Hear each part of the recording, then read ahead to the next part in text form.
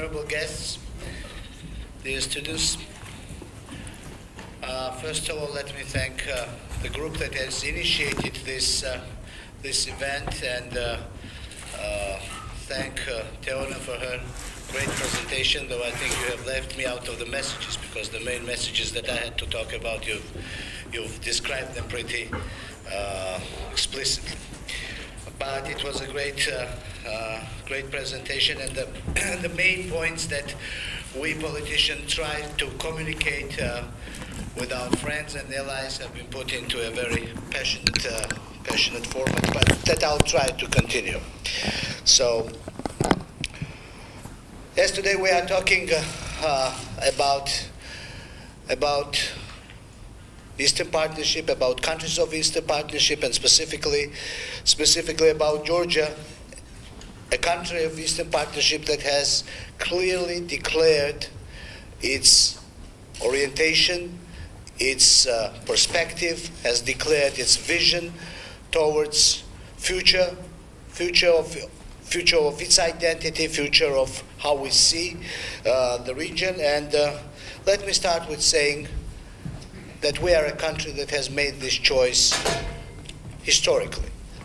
We are a country that has dedicated ourselves culturally, emotionally, based on our values, to a family of nations that we call Europe.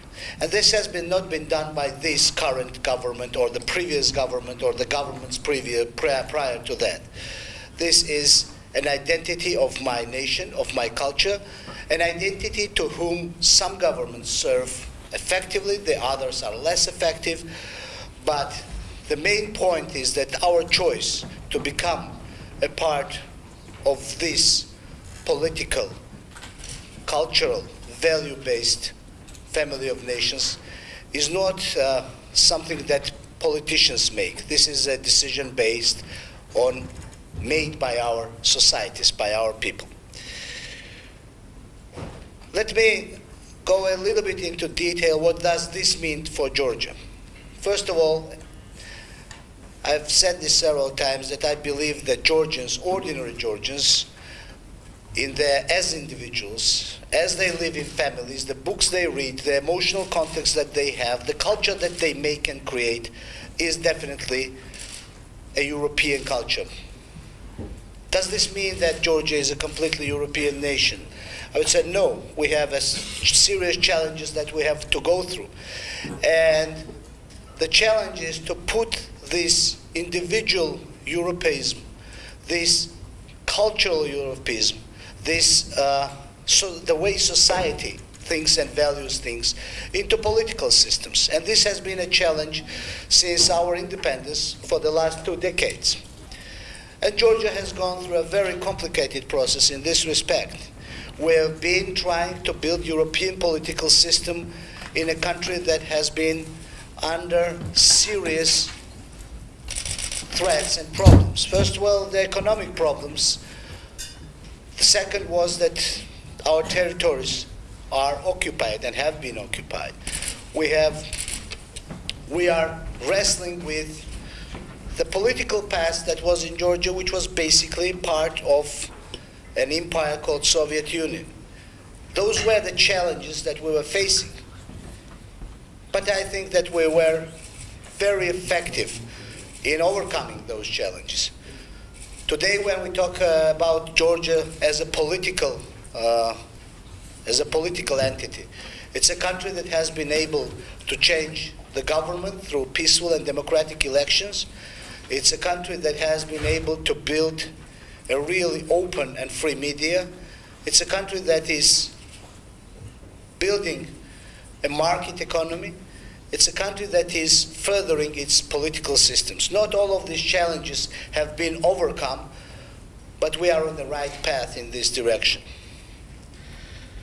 And let me state once more again that this is done in a very harsh environment, in an environment where our neighbor, which is a strong, economically, politically, militarily strong, nuclear country, is threatening our independent choice, has occupied our territories, has further made decisions, political decisions, that are furthering this occupation to the level of annexation. Still, Georgia's choice has not been changed. Still, society is very strong and firm on the choice that has been made, not only by politicians, but I would say by our predecessors, our ancestors. Now, the Eastern Partnership, it has been a useful and powerful tool for us to develop our European identity and European path. As I told you, one of the main challenges for our society is to reform and transform our cultural European values into political systems and political institutions. And Eastern Partnership, as a tool that has been developed quickly after the 2008 war, has been used by Georgia very effectively to do so, to transform our political systems and our society. It has been a useful tool because it was giving us specific and precise indications of what has to be done. The indications on the legislative level, the indications that were helping and are helping to transform our way of governance, to introduce new and contemporary systems, to reform some of the main targets and goals of management of the government and of political systems. It has been an effective tool till the recent benchmark was achieved. I remember that our dialogue with our European partners was very effective before and as well as after the association agreement that has been signed last year. We've been being in a very close contact and in an intensified dialogue with our European partners, we have been able to achieve, not only to achieve the requirements, but by achieving those requirements to further our society and our country on this European path. Last year we signed the association agreement and the free trade agreement with Europe. Since then, the agenda became even more loaded. And this loaded agenda is transforming the way we do business, the way the customs service operates, the other details, the nuts and bolts of doing doing trade and doing business in Georgia. Being in a very intensified dialogue, we have achieved a lot since last year. The achievement has been identified by our partners, and in the recent issue that we are now discussing is the report which has significantly acknowledged Georgia's progress on this path. But there are still problems as well as opportunities on Georgia's path to further integration into Europe. What are those challenges and what are those opportunities? Let's first of all discuss the importance that Georgia plays for our European allies. As Teona has probably mentioned, I believe we are creating great opportunities culturally as well as personally. We are a nation of great culture, one of the nations that have actually invented and introduced the academic alphabets that humankind has, with a great poetry, literature that goes thousands of years into history. We are a nation that has potential to be shared with Europe in art, in culture, in science, in human dimension as well. At the same time, we are a nation that is giving great opportunities for our European partners in respect of economic and geopolitical issues. Georgia has dedicated and properly located itself on the map as a country that is playing a really decisive role in relationship of Asia and Europe. If you look at the map and you see where we are located, you'll see that the real link between the Caspian Sea and the Black Sea, a link that brings opportunities of energy, of commodity transit, of transportation issues. This is the country that is called Georgia. And Georgia has been doing this and developing this for the last 2 decades of our independence. Right now we are furthering this mission and role in enjoying great partnership with our neighbors in Azerbaijan and Turkey and even beyond, creating opportunities for the energy resources, for transportation communications among great markets of Europe and Asia.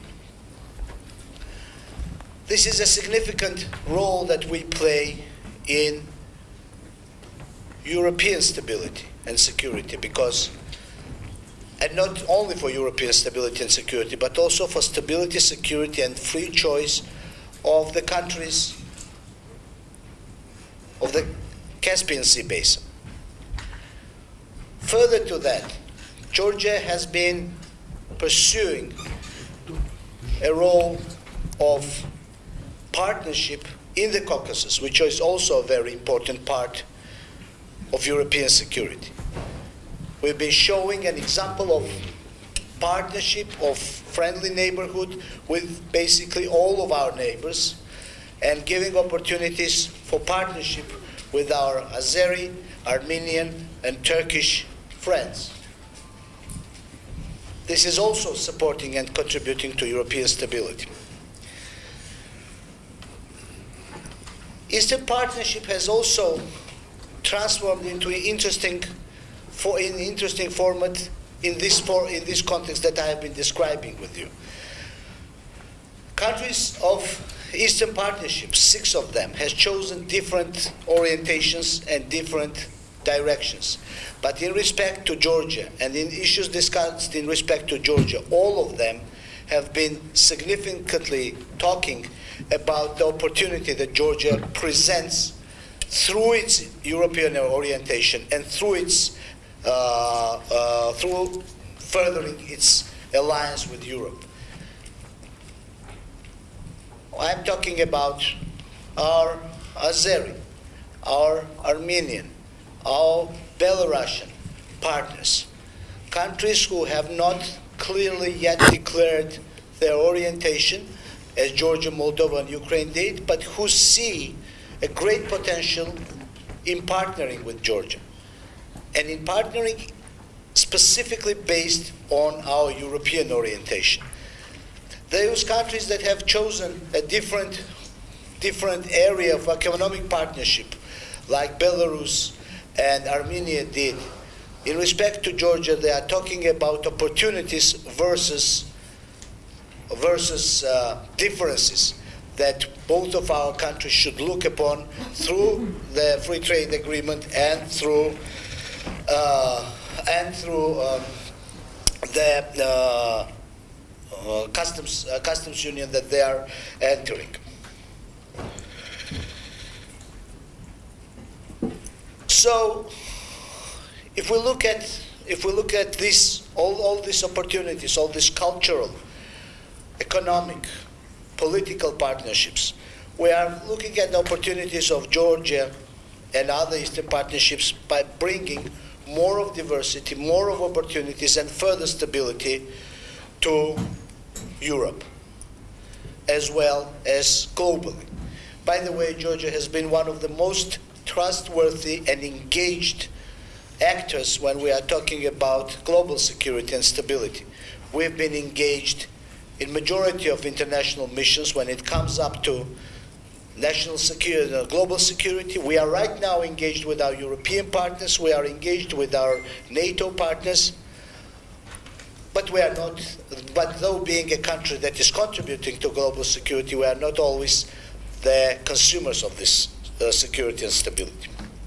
Anyway, plus to those opportunities, definitely there are some complications that we face with our northern neighbors, with the Russian Federation, and with the problems that have been created in respect not only to Georgia, but to Ukraine, in respect globally to the region and the security of the region. It is important to note that Georgia's attitude and towards Russian Federation, towards its neighbors, as I have mentioned, is always peaceful and oriented on partnership. Though our territorial integrity has been violated, our territories have been occupied. Last year we had a further complication in this respect. We had the year 2008 when we were attacked by the Russian militaries, and we have year 2014 where the same happened in Ukraine. To tell you frankly, we don't completely understand this policy, because we don't think that creating complications with your neighbors, the fact that your neighbors are threatened or